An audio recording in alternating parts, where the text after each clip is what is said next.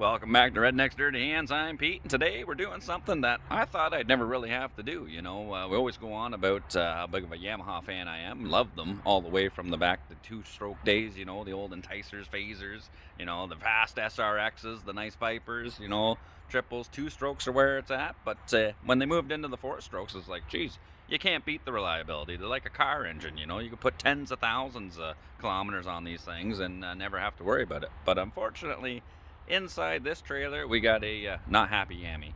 We got two identical Apexes, 1000 4-strokes. Unfortunately, one of them runs, one of them doesn't. So we got to take them both out. We're going to be pulling the engine out of one and flipping it into the other. So, yeah. So let's open her up, take a look, and then we'll pull her over to the shop and get going on her.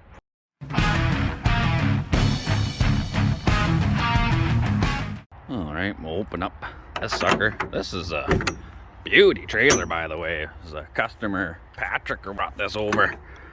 So let's just see what we got inside here. Oh yeah, that's a beauty. So yeah, twins. That one looks like it's missing some headlight stuff. I'm not sure which one's which one runs, which one doesn't. So one of these is going to be a donor, and one of these is a keeper. So I guess the first thing is get them over to the shop. We'll pull them both out of there, and then figure out which one is junk and which one is going to be revived. Oh, still got his snowmobile boots and helmets in here too. I wonder. Nope. Oh, nope. Nothing on that one. What about this fella? Oh, this one's priming up, so maybe this is the good one. All right, well, I got it backed up to the shop, and I totally forgot the whole time that this thing was sitting here that it was a drop-down door style of trailer. I thought it was a regular tilt like the other ones where you normally just hook on to drag them out, but these Yamahas are heavy, I ain't about to bust a nut trying to drag out a Yamaha that doesn't freaking run. So, yeah, just hook them up to the old Viking, put a strap on it, and pull them out one at a time, just like a dentist. All right, she's strapped and ready to go. Going fishing.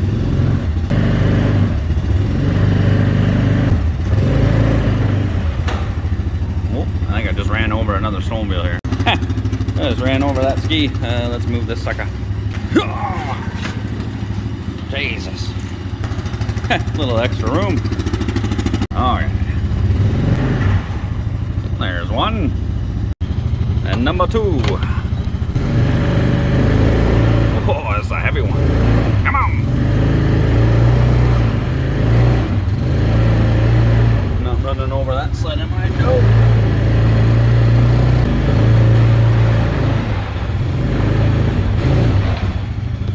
Just like so. Alright, I got the twins in the shop, and I mean, it is a beauty day out. It's like 20 degrees. This is awesome. We're rolling in November here, but I got the two Apexes in here. Got to get them going. I guess he's got a trip beginning of December, sometime in December. I don't know. He's going away somewhere where there's going to be snow. There ain't none here, but whatever. Yeah. But they have been here in the trailer for like over a month. He dropped them off a while ago. And I kind of forget the whole story on this because I thought it was just like a motor swap or whatever, but then pulling them out, realize that one, the lower control arm is just dangling out in the breeze. So this one did hit something, and I think what we're going to be doing is, because the body and the bulkhead and everything's all mangled on this one, that one, everything is good, but I think the motor's blown in this one. So we're going to be doing pull the motor out of that one, put her in this one, take all the good bits off of that one, make this one nice. So I should probably give him a call and just verify and double check that, because I don't really remember. So I mean, just send him a text, wait for him to answer back, and while I'm waiting, let's have a break. All right, break time's over. So he called me back, and yeah, this one, the bulkhead is messed up. He nailed something, bent all these A-arms and everything. So I think what we're going to be doing is plucking the power plant out of this fella. So the good pieces, the windshield's not the greatest, but that one's better than that one. That one's not even there. So we're going to put everything good from this one onto this one. The motor's toast in this for some reason. I'm not sure what happened or why, but I think the seat's better on this one too. This one here, got a bit of a rip and some nicks there. So, I mean, these things are identical. Same color, same graphics, all that. Same year, everything. So it should be pretty sweet. Just pulling everything off of here, putting her on here, and then, don't know why. I mean, it's not going to be riding anytime soon around here, but, yeah, we'll get her done. So this is the one he was riding, and it's going to be the donor for the other one. It's got some juice. That sucker's got, what do we got? 21,573 kilometers on there. See, these Yamaha 4-strokes. Oh, put the miles on them. I don't know if this thing will actually fire up. Oh. That's why Yamahas are good. Had to hook up my booster pack to this one. I'm not sure what the entire story is on it, but hooking the booster pack up, she's got some jam, and this one's got 20,017. So I'm not sure what the whole story is, why this one is blowing up or what the issue is, but yeah. Well, I mean, that one's a runner, but I pulled the dipstick. It's full of oil. I don't know if I should even bother trying this, but I mean, it sounds like it wants to make some noise.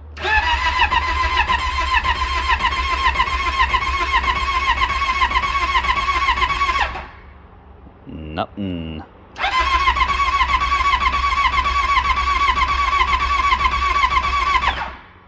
Sounds like a Ford. Alright, well, at least we verified that that one does run, so I guess the only logical step is to start ripping this one down, get the motor and everything out of it, get it ready for the transplant, make sure everything's gonna be okay, and there's no hidden issues inside there, and then that way we only got to pull the motor out, take it right out, drop it straight in, start buttoning this one up, and fingers crossed, with a few beers and not too many issues, we should get this thing up and running.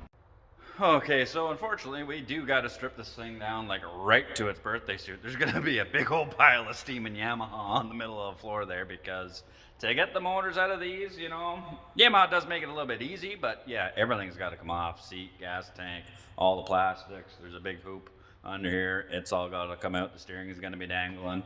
Yeah, it is what it is, but like I said, it's not too bad. The side panels just use these, like, what are they, Zeus clips or whatever, just quarter turn and away they go. But this one, that panel was already off when I got it, but somebody's replaced those clips with just, you know, good old Phillips screws, you know, they're in everywhere. So yeah, we got to pull them out. I got a bunch of 5mm Allen keys holding some stuff in. We'll take them all out, and then the back plastic's got to come off, so pull that whole back section off. There's a couple of screws there, and then some Allen keys in there, and then we can get up at the bolts for the seat, pull that off. Gas tank's just a couple of connectors and lines, pull them out, and this thing's gonna be looking pretty bare in no time.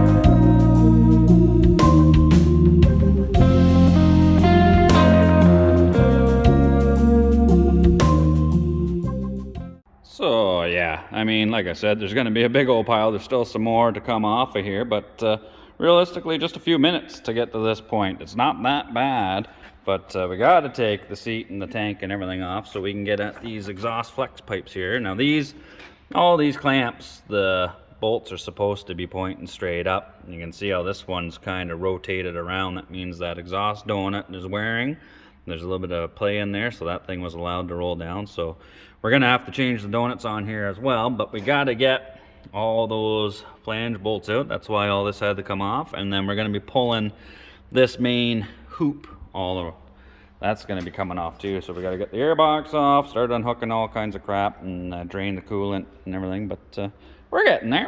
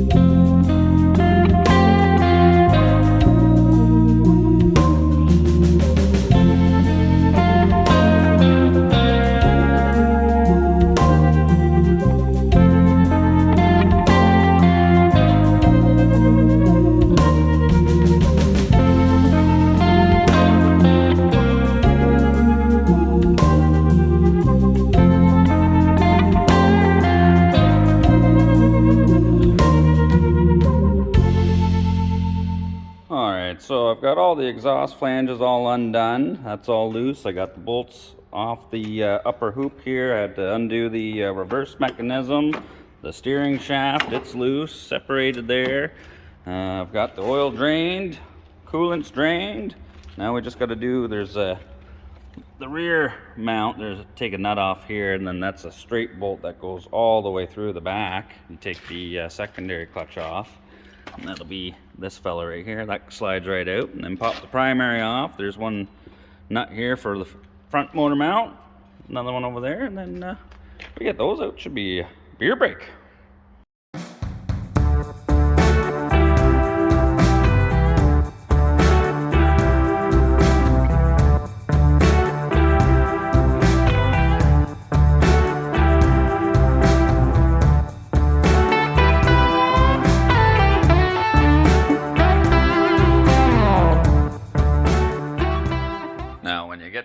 On these Yamahas to pull the motor mounts, the bolts out, on these in the bulkhead they have these threaded adapters that thread into the bulkhead, and then the motor mount bolt goes through the center of it. So what you do is when you get the bolts out, they have a special socket that keys in to these grooves right there. I don't know if you can see that there, and then you just back them out, relieves the tension on the engine, and then makes it easier to wiggle the engine out. I mean, I don't have the special socket, so I just took a good old 1/2-inch socket that was laying around, an extra as it would be, and I just carved it, made 2 slots in it, so those key into the grooves of those little fittings and spin it out. And then if you can see it there, I got the socket in there, grabbing the bushing, spinning it out, backs it off enough just to create some clearance, so now the engine should be free.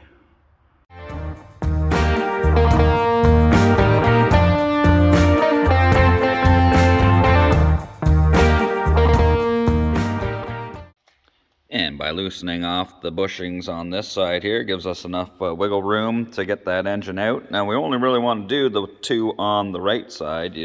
There is another adjustable one in the front mount there on that side, but that rear mount's fixed. So I figured leave them alone. That way when we put the new motor in, it can rest up against that, and then we just turn those ones in to push up against the mounts on this side and put the bolts back in. Alright, well that was a little bit of a wrestle. Thank God I had Darren here to give me a hand, yank that out of there, but that is one motor out on the floor, and it is officially break time. Well, I mean, we're making some pretty good progress. That's quite a bit of work, but we got the motor out and on the ground. It's a well-deserved beer break, and just hanging out with Darren's girlfriend there. Cheers. Having some beers, you know, typical fashion, 1 per cylinder, you know. It's a good thing these Apexes are only 4 cylinders, not V8s, otherwise the motor wouldn't be the only thing on the floor. But no matter how many of these we have or how long we stare at the snowmobile there, yeah, it hasn't magically taken itself apart. So looks like break time is about over. I was hoping JP would come over and take that apart so I can just keep talking to Darren's girlfriend there. But it looks like, yeah, I don't think there's any real point in filming taking this one apart, because it's basically just the exact same thing I just did. You know, it'd be like deja vu. So we'll get this one blown apart, get the motor out, and then we'll resume putting the motor back in. Well, I'm into tearing this one down, and I wasn't going to film it, but I ran into a bit of a snag. One of the beauty things about this one is all these exhaust donuts look like they've been changed. All the clamps are sitting right, and I can tell that because all these factory rivets hold this bracket for the exhaust up. They've been drilled out. Obviously, there's a couple missing over here. Somebody's replaced these ones. They're not supposed to have those big washers on there. So somebody's done that so they could undo the exhaust and slide it back to get access and room to be able to change all those donuts. That's a bonus. We got some new exhaust donuts in there, but that's not the issue. Murphy's Law, if something is going to go wrong, you know, it's bound to happen. And yeah, the engine that we want to keep, I got 1, 2, 3 broken exhaust bolts in the head. Of course, the engine we don't care about. No, they all came out fine. The one we want to reuse, yeah, snappity snap snap. So once I get this engine out on the ground, I'm gonna have to drill and tap those suckers out. So nice one. All right, well, seeing how I broke those exhaust bolts already, JP just showed up, so I'm gonna tag him. He can take over, and I'm gonna go back and hang out with Darren and his girlfriend. Have a beer. Alright, well, the pile of parts is getting even bigger there, so is the pile of empties, but yeah, we got the second motor out and on the ground. So we've got two completely stripped down Apexes here. And all you gotta do now before we carry on and get the that one there ready to go back into that is I gotta fix these studs. So yeah, these three buggers snapped off, but there's enough sticking out on all of them there that I should be able to just go around, clean them up, and then I'll slip a nut over top, weld it on there, and then with a little bit of heat on the ears, should be able to walk those out, and then I can just reuse the bolts I pulled out of that one. Because, hey, come out fine on the one we don't need. The 100 we do want. Snap, snap, snap, snap, snap. Alright, so I got the motor leaned up against the welding cart here. I'm just going to take my wire wheel, clean the outside of these studs, and then I'll grind the tops nice and clean, and then we'll weld some nuts on there.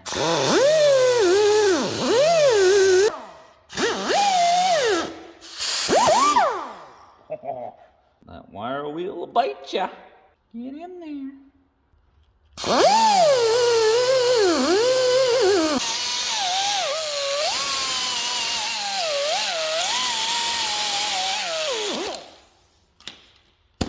Nice one.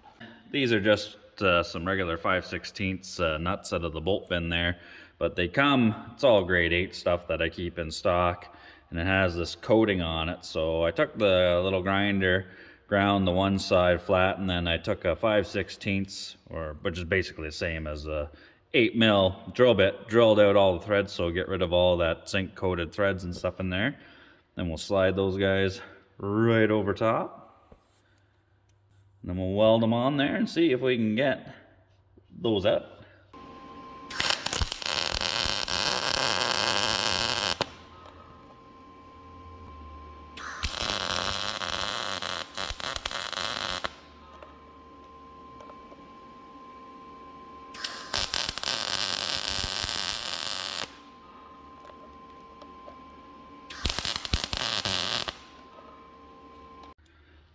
Might have to put some heat on these, but we'll give her a go first anyway, just to see. I don't know if that's the stud moving or if it's just the weld breaking. That was just the weld breaking. Not enough penetration there. Try it again. Let's try this one here. All right, we'll re-weld this one and then we'll try them again.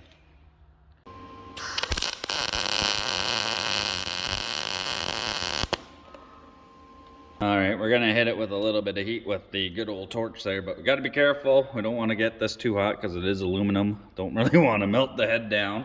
So we'll just give it a bit of heat and give her a go.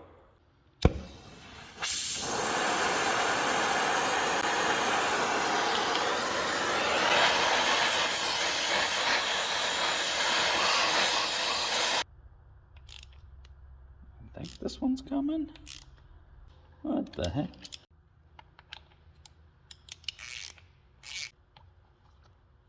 Ho ho ho, there's one out. Ho ho ho ho. She was tight though.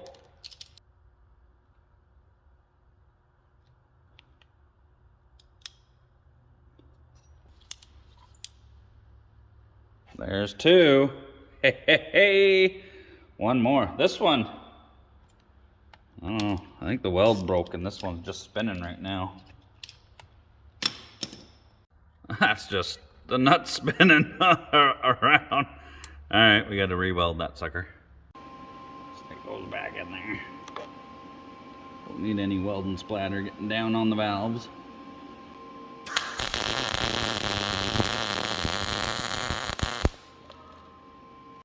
Let's see if we got it. Oh, you bugger.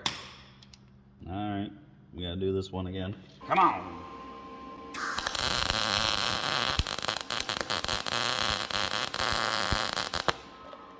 Hopefully that's got it.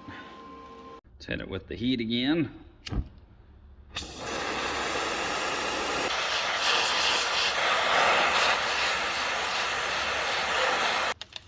Come on, baby, come on. Just come out for daddy. Ooh, is this coming or is it fucking spinning? Ah! Yeah, that's right. I win. Ha! That's number 3. Well, I was getting a little bit worried. The nuts kept snapping off the studs there, but we got her. You know, it just turns out the welder wasn't turned up enough and just wasn't getting enough penetration. That's what she said. I mean, we had 3 goes at it. You know, those ones snapped off. It just wasn't sticking to the stud there. But we had 3 successful extractions. That's always a good thing because I really hate having to drill and re-tap these, because if you don't get it dead straight, you know, with the drill, if it goes crooked or whatever, you can bugger up the hole. Or, you know, drilling studs out of heads is always a sketchy issue. You know, you got to make sure it's dead nut straight. And this one worked out in our favor. We got them out. So now I'll just run a M8 by 125 tap in there, clean out all those threads so the other bolts go in perfect.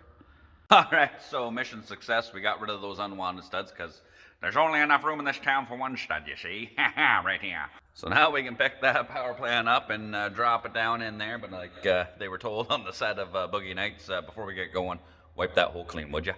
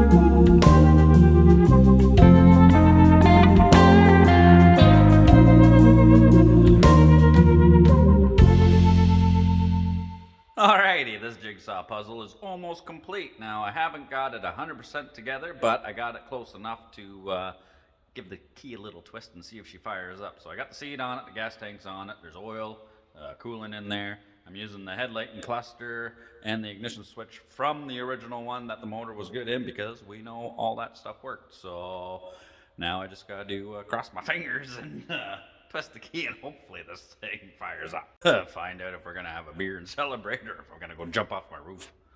Okay, so kill switch up, ignition on, fuel pump's priming.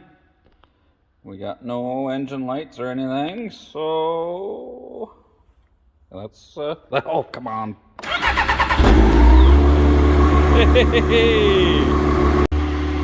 That is a beautiful sound. Lights are working, it's running, tail light's working, exhaust sounds good, no funny noises. It sounds really good and nothing's leaking. Well, the fact that that thing fired up instantly, runs nice, sounds nice, no leaks, is a huge relief, because firing something up after a big job like that is usually fairly stressful, but at least now we can take a break and relax. Oh, well, we went from looking like this to looking good. Look at that. All together, nice and shiny. I think you should be pretty happy with that. Well, not only does it run good, it looks good now too. So overall, that wasn't too bad of a job. The hardest part was getting those busted off studs out of the head on that, but you know, we won. Ha! Normally, after a job like this, I like to test rip it, see if she dangles, but weatherman says no. So it's not mine. If it was, normally I'd be like a stone slinger just out there chucking rocks, but I don't think a customer would appreciate that, so we're not going to be doing that.